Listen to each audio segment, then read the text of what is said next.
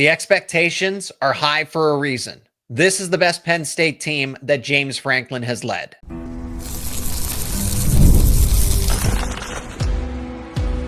You are Locked On Nittany Lions, your daily podcast on the Penn State Nittany Lions. Part of the Locked On Podcast Network, your team every day. This episode is brought to you by Monarch Money. Take control of your finances with Monarch Money. Use code LOCKEDONCollege at monarchmoney.com for 50% off your first year. You are locked on to Penn State football. And as always, thank you so much for making Locked On Nittany Lions your first listen and watch every single day. The number one Penn State sports podcast out there. My name is Zach Seyko, and I am your host of the show. Going into year 4 with Locked On, credentialed Penn State media member for football and wrestling. He is the voice of Penn State football and Penn State men's basketball. Steve Jones returns as a special guest here. And we're talking breakout players, the questionable position groups, and why there's optimism. Defensive tackle, linebacker, wide receiver. We got to begin with the expectations, though, for this James Franklin team, because expectations are very high, very lofty, to say the least, Steve. So that's where I want to begin. And a friendly reminder, let us know your thoughts down in the comment section. Be a part of the conversation. Steve, is this, with what you've seen over the past decade plus, and maybe even before that, just how does this compare to previous James Franklin teams? Because I think of the 2017 team that had similar expectations to make the 4-team playoff. Circumstances were different, but it's national title is a realistic possibility here. Well, it's a deeper team than 2017. That's one of the reasons why. I think they've done a good job of addressing whatever issues they have in the transfer portal. That's made a big difference. I mean, they needed to address wide receiver, they did. They needed to address defensive tackle and linebacker, they did. Picked up another safety, they did. So, it's a developmental program that uses the transfer portal sparingly but intelligently. And that's where they are. Expectations, good. That's fine. What the heck? I mean, I'd rather have a program that has expectations than one that's just hoping and praying that they can somehow win enough games. You want to go in there with the idea that you are one of the better teams in the country. And a big reason why is that you made the Final Four last year, and everyone can talk about NIL all they want. I talked to a group, and there was like 300 people in the audience. And I asked them, I said, how many of you pined for the old days when players stayed 4 years? And naturally, it was a little older group. Every hand went up. I said, Drew Shelton, Venga Ioane, Nick Dawkins, Drew Aller, Nicholas Singleton, Katron Allen, Khalil Dinkins, Denai Dennis Sutton, Zane Durant, Zakee Wheatley. I said, you got your wish. Because of roster retention money and NIL, Penn State was able to keep a good portion of its veteran roster intact. I think the only guy that really got away on roster retention money was Kobe King, who ended up being a 5th-round pick of the Minnesota Vikings. But they tried hard to keep him in the mix. But when you have roster retention, and that was one of the keys last year to the 4 teams that made the semifinals last year, Texas, Notre Dame, Ohio State, and Penn State, roster retention was really important. I know with Ohio State, people will look at Caleb Downs and Will Howard and go, oh, the portal. The vast majority of that team grew up on that Ohio State roster. It's the same thing with this Penn State team. The vast majority of them have grown up on the Penn State roster, and they've grown up to the point where they're now one of the better rosters in the country, and it's a deep roster. And once again, expectations, you don't shy away from expectations. But at the same time, you open up with the first game with Nevada, and you don't jump to Ohio State. You then go to Florida International, and then you go to Villanova, and then after a week off, then you take on Oregon. And that's an approach that you have to have players that buy into it. It doesn't mean that the fans or the media have to buy into it. That doesn't matter. All it matters is that the people in your building buy into that, and if they do that, they're going to be a team that will be able to take care of business. I've gone on the record and said that, to me, this is a national title or bust type of season because, as you mentioned in that same breath, roster retention, because it doesn't happen by accident to get a 4th-year veteran quarterback that's been within this program for a long time. Not one, but both of your superstar caliber at the college level type of running backs. And they have futures in the NFL too. So Denai Dennis Sutton, Zane Durant, Zachy Wheatley, all those guys in that. And then to get Jim Knowles, to combine all of that together, this equation doesn't happen. That doesn't happen very often. So when you hear that sentence, this is national title or bust for Penn State, is that fair to say, or how would you react to that? I don't really think too much about it. Okay. In other words, I'll get ready for the Nevada game, and then I'll work my way from there. I know it's a talented roster. I know it's really good. I know it has great potential, but I can't do the national championship game on August 30th. I have to do the Nevada game on August 30th, and you need to win the Nevada game on August 30th in order to then set up everything that you're talking about. So I don't think of it the same way other people do. I mean, maybe it's just because I've been around James so long, but I've also done this job a long time. I mean, it's not as if I was not a very small part of a broadcast team in a year where Penn State won the national championship. I was part of the broadcast team in 1986 with Gil Santos and John Grant. I was the third guy. So I saw it play out in real time and what it was like trying to navigate that 1986 season until they finally won the title. And because of that, you have a better understanding about, look, you just take it one step at a time. I remember Joe in that particular season kept saying, I'm not going to really know how good my team is until they face adversity. And then they played at Illinois. And we're in this circular Holiday Inn, right, that now is an office building, and all the power went out. And instead of having pregame meal, they brought in pizzas. And then the buses got waylaid going to the stadium, and Penn State fell behind 21-0 to a very talented Illinois team that had a great defense. Dana Howard, Simeon Rice, right, all those guys on that team. And Penn State came back with the big drive at the end and won the game 35-31. So you just don't know during the course of it. In 86, the game that almost tripped them up in 86 was Cincinnati. Penn State had to make a late drive against Cincinnati. And Shane Conley got a big safety in that game late. Blair Thomas had a couple of big catches from John Schaefer in that game late. They won the game, I think it was like 23-17. So you don't know week to week. And when you've had that kind of experience like I've had in my career, you know it's a really good team at broadcasting. But you also know that there's a journey that has to take place to get to the goal. So I embrace the journey, and I start with Nevada. So those are the expectations for this Penn State team. There's a lot of great aspects of it, and you go and add somebody like Jim Knowles. The question marks the question marks, we identified them early. Defensive tackle, linebacker, wide receiver. Well, they addressed two of the position groups, but where do they actually stand? Because wide receiver, to speak to that, went from a question mark to quietly a strength. We're going to talk about that coming up next here on Locked On Nittany Lions. This episode is brought to you by Monarch Money. Ever check your bank account and wonder, where did all my money go? Between dining out, online shopping, and entertainment, it's easy to lose track. Now that's where Monarch Money comes in. It's your personal CFO, giving you full visibility and control over your finances.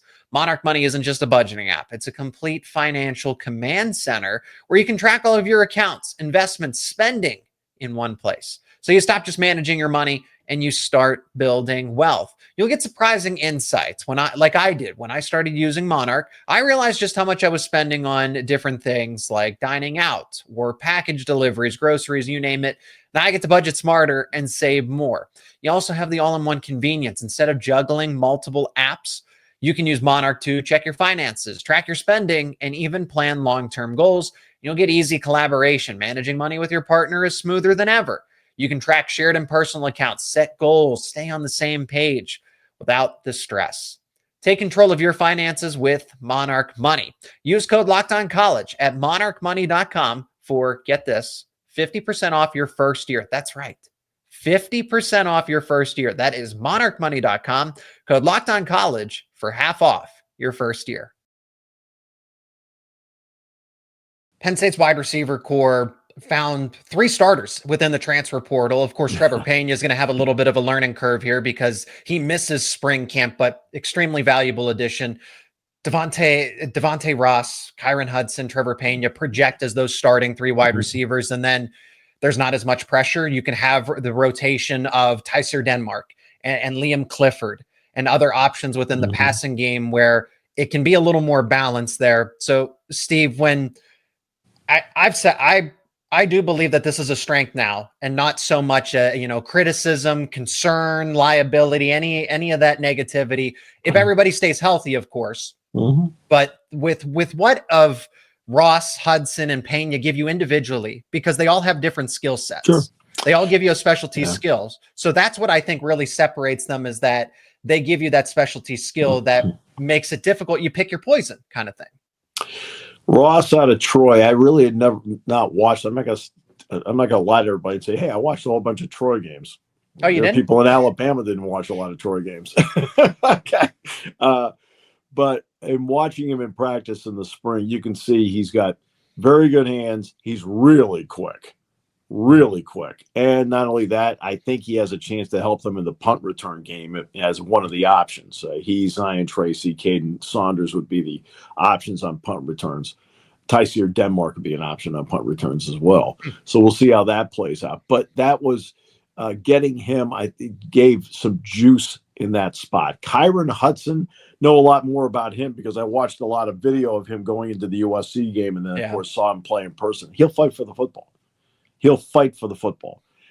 When Drew Aller was working out in California, Hudson came out every day and worked with him. Well, Drew told me flat out, Ross and Hudson, he loves those kids. And Hudson is one of those guys, there may be tight coverage, but the ball's going to be his. I mean, that's the kind of receiver he is. Pena, it's amazing what getting a good quarterback can do for a receiver, because he had gone along at Syracuse, and then all of a sudden Kyle McCord showed up. And when Kyle McCord showed up, he had 84 catches. Well, guess what? He's got Drew Aller now. Now, with the balance that Penn State has at wide receiver, will he get 84 catches? We'll have to see about that. That would be remarkable. But he does a lot of great things and does a lot of he and Ross are 2 guys that also can play the slot, which really helps. And Penn State has never been a team that's been married to a guy that's just strictly in the slot. You have to learn all 3 wide out positions. Well, the fact that both Pena and Ross are comfortable in the slot helps the versatility for Penn State there. Clifford is always reliable. Saunders is somebody that they know. Kobe Howard's a player I think that's got a lot going for him. And Tyser Denmark, I thought, followed up a good opening season with a really good spring. So they have some depth now at wide receiver. And then you add in Luke Reynolds, who I think can have an outstanding season at tight end. Khalil Dinkins, who is a guy that is a great blocker and a rock-solid receiver. Getting Rappelier back will be big. Olish is a guy that's going to be another tight end that down the road is going to be, I think, really good. And the fact is that Singleton and Allen are 2 guys that are really comfortable in the passing game. I mean, you look at Singleton, who when he came in was not comfortable with it. He was what I called a body catcher. He used the body as the third hand. Now he catches the ball out here like this, like a wide receiver does, because he's so confident. And when you've got all those different options as a quarterback, it just changes the entire offense. Let's flip it over to the defense, because linebacker, they picked up Amari Campbell. Dan Connor's done a phenomenal job here over in the offseason, but to get somebody that you could potentially start right away at Mike, and I'm not guaranteeing it, I'm just saying that Amari Campbell has that capability since he was a starter at North Carolina, and there was a need for a Mike linebacker. The surprise, James Franklin framed it, that they were surprised that Tamir Robinson entered the transfer portal, but Penn State was able to recover from this, and more than just recover, maybe possibly get an upgrade in this conversation. So at linebacker, they run 2 linebacker formations. I know there might be a third in certain power sets against opposing offenses, so they're not completely married to the 4-2-5. But with Jim Knowles now factored in, and with what they have at linebacker, is that that still a weakness to you, Steve, or is that still a question mark? Because I never really viewed that group, even when they lost Tamir Robinson. I thought that group always had something, that there was something there with them. Well, you got Tony Rojas and Don DeLuca. Last I checked, they scored 14 points themselves against SMU. Okay. And Tony Rojas and Dominic DeLuca are going to be two guys immediately you have to look at. Amari Campbell, when I saw him play early against Minnesota, I liked a lot of things I saw because I watched that entire game. But I also know he played that game hurt. When I saw him play later in the year, I saw more explosion from him because later in the year, believe it or not, normally it's the other way around. You start out the year, you feel great, and then you get banged up, and you're banged up at the end of the year. He was banged up at the beginning of the year, was healthy at the end of the year, and he looked really, really good. And I think that, getting Keon Wiley back is somebody that a lot of people have not really talked about, but getting him back is really important to the mix that they have at linebacker. And, and they've got a couple of young guys that I know Dan really likes. It doesn't mean they have to play right now. But, I think they've addressed that spot, and I think they came out on the plus side of that in the end. Campbell's a really good player, but DeLuca and Rojas are two guys that right out of the gate. And as for Jim Knowles, Jim's interesting. Jim has a really good sense of humor, all right? He really does. If you just in talking to him, I just personally like him. But on the practice field, he doesn't say a lot. Now, it doesn't mean every once in a while he doesn't see something he doesn't like and he says something. Of course he does. But he's a lot of observation, a lot of taking notes, goes back, watches some video, comes back, emerges from the bat cave, and tells everybody, okay, I like this, and I don't like that. And then they go, I talked to the players. I talked to Durant, and I talked to DeLuca. They love the guy. I mean, they love the guy, right? They can't say enough good things about him. So, but yeah, Jim is like, he just kind of, for the most part in practice, kind of goes along, right? Then he sees something and you can hear him. You can hear him all the way. It doesn't matter where you're standing. You can hear him when there's something that's not right. Jim will let him know. But to get that kind of mind, I mean, that tells you everything about the commitment as to what's going on here. In other words, who's the best guy available? And whether it seems realistic or not, there was no hesitation to go out and get the best guy available. Well, and that's what's intriguing above all else is that Jim talked about it in a recent, expose by ESPN and Heather Dinich, is that the benefit that Drew's had from an edition like this, where he's able to speak with him one-on-one and say, when we saw you as the enemy, when we saw you as the opponent, these were your tendencies. This is what you did. This is what we game planned for. These were some of the things that we expected from you. And sometimes this is where you tipped your hand. It's that value of seeing the best of the best and how they prepared for you, which means other teams, this is how they're going to prepare for you as well. Yeah. And also you told them what they worried about. All right. You always tell everybody, not just like, well, you kind of tipped your hand here and we kind of thought this, right? They also tell you like, and by the way, you worried us here, and here, because you don't want to have it be a completely negative conversation with somebody because Drew Allen just directed his team to the national semifinals, for goodness sakes. So it couldn't have been all bad. We still got defensive tackle to get to, plus the potential of the breakout players. Which ones are most likely to emerge? Guys that are underrated, that could be unsung heroes at the end of the day. We're going to address all of that coming up next here on Locked On Nittany Lions.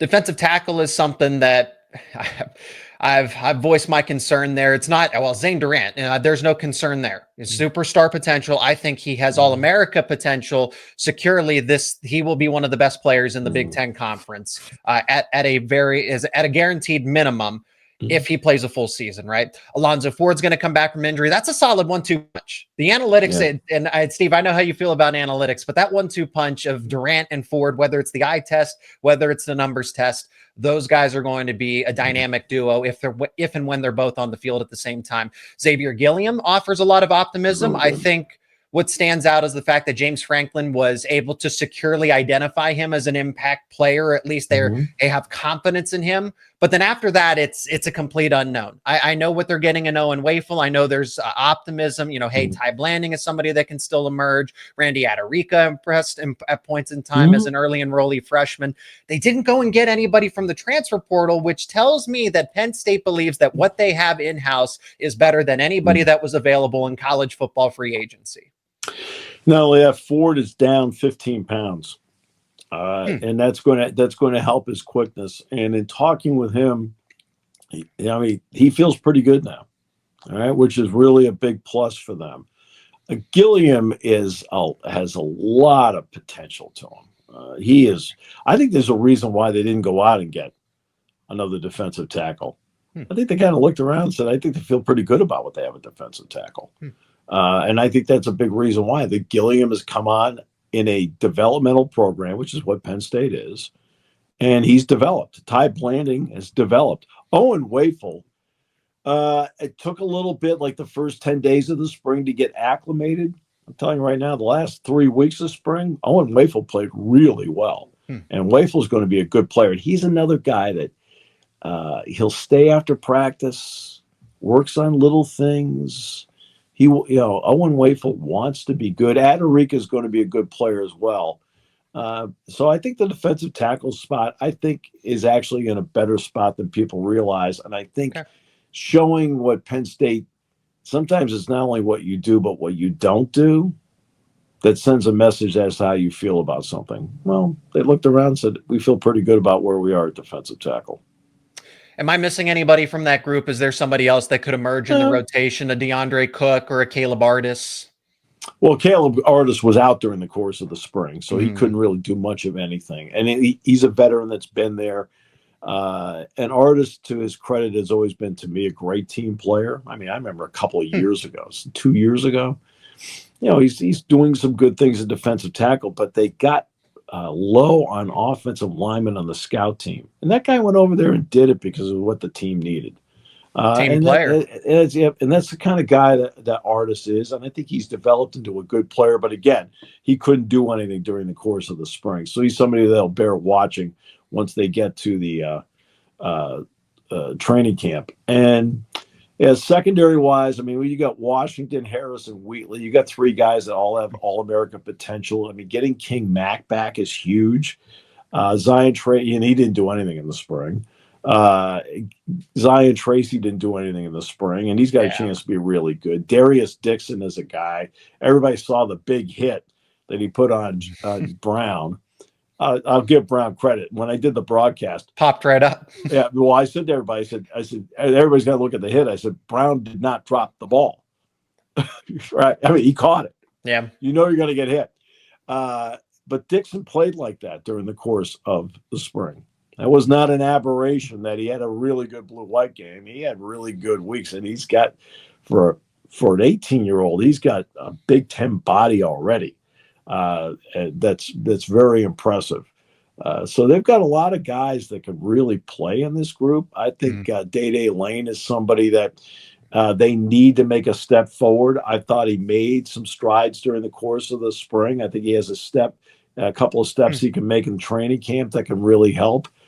Because if you're going to play a 4-2-5, you better have five guys out there that can play. Yeah. They've got a number of guys that can play in this, Kenny Wosley, they were working not only at corner, but as you saw in the blue-white game, they had him at slot corner. Because with a couple of guys out, they had the opportunity to do something like that. Yeah, there's a lot of players on defense that I believe can have a breakout type of role if the opportunity presents itself, right? If the starters, but Octavian Collins, I think is Collins is a guy that he's going to play not a little, he's going to play a lot. Yeah. The way I look at how Penn State is constructed, and I've done this for years, to me, I don't look at 11 starters. I look at guys that are going to rotate in and play a lot. Snap counts. And I consider them to be starters as well. And I think Penn State will have anywhere from 22 to 25 starters on defense. Davian Collins will be one of those guys. He'll be one of those 22 to 25 guys that will rotate in, and he'll be getting significant plays early in the game. He'll be getting significant plays in the fourth quarter. And you want to talk about a guy that's really come on. It has been a Davian Collins. Now, with King Mack coming back, he is now the second biggest talker on the defense. So King Mack is easily number one. But, I mean, it's been fun to watch how he has developed. And I think Antoine Belgrave-Shorter has made a really nice transition from corner to safety because he had never played safety until the middle of last season. And so it's a different viewpoint from back there. So, I mean, they made some really good moves because they have a lot of talent to make moves with. Back to the offense, just briefly, same conversation because you could point to Tyser Denmark, Quentin Martin, Luke Reynolds, Cooper Cousins. Jim Knowles on the offensive line. I know it's not fun to talk about, or it's not, not pretty, but offensive line, there are a lot of players, Garrett Sexton and Egan Boyer, these guys that are backups that could emerge if the opportunity presented itself. That's why I say Penn State's offensive line is such in a good spot, because these guys could start at other programs that are 2-3 deep at Penn State. Who are some of those first names that emerge there and says, okay, they're going to have an instant impact to start the season and be strong contributors? Well, Cooper Cousins will. I mean, there's no question. I mean, with Nick Dawkins, Venga Ioane, Drew Shelton, I think Cooper Cousins. Then Donko, I think, is a shot here. Donko, Nolan Rucci. Rucci's injury, he was banged up. He was doing work at the end of, I think everybody, the media saw him at the end workout. And Rucci can play. The guy that really impressed me, because he can play multiple positions, and I thought he had a really good spring, was Jamin Williams, that a lot of people have not talked about. And I think, the bottom line is he can play either tackle spot, he can play guard. And I thought Jamin Williams is a guy that really came on during the course of the spring. I thought his spring was one of those you're hoping to see somebody like that develop. He'd be one of those guys I would look at right away and say, hey, look, keep an eye on what 74 is doing out there, because with Rucci and Donko both limited for a good portion of the spring, he took advantage of his opportunity and got a lot of very, very good reps along the way. And it's not just the reps you see when they're out there doing 11 on 11. I'm talking about the individual drills, the one-on-ones that you have to win against quality defensive linemen.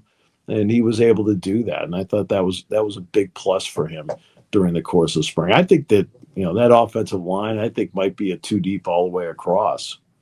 And it's been a long time since we've had a chance to say that. I remember when James' first year, he had 5 offensive linemen, and they took Derek Downey and they took Brian Guy, and they moved him to defensive tackle to offensive line because they had no choice. Yeah. I mean, I remember when Donovan Smith got hurt before the Ohio State game, they had to take Angelo Mangiero, the center, and make him a left tackle. And Wendy Loren had to play center. Now I look at this. I mean, he must walk into the offensive line room and go, oh, am I dreaming? I didn't have this in year 1. And that's something you're going to need if you're going to want to pursue a national title. So that'll do it for this edition of Locked On Nittany Lions. He is the voice of Penn State football, Penn State men's basketball. He's been doing this for a long time. Steve Jones, if there's any expertise you ever need in this sport, you go to Steve for it. Thank you so much to everybody that checked out this episode. Friendly reminder, let us know your thoughts down in the comments section. If you are new to the show, subscribe to the YouTube channel and wherever you get your podcast. Steve, thanks so much for the time and a very insightful conversation as what expectations should be going into the offseason for this Nittany Lion football team. Zach, you're great. I always love talking to you.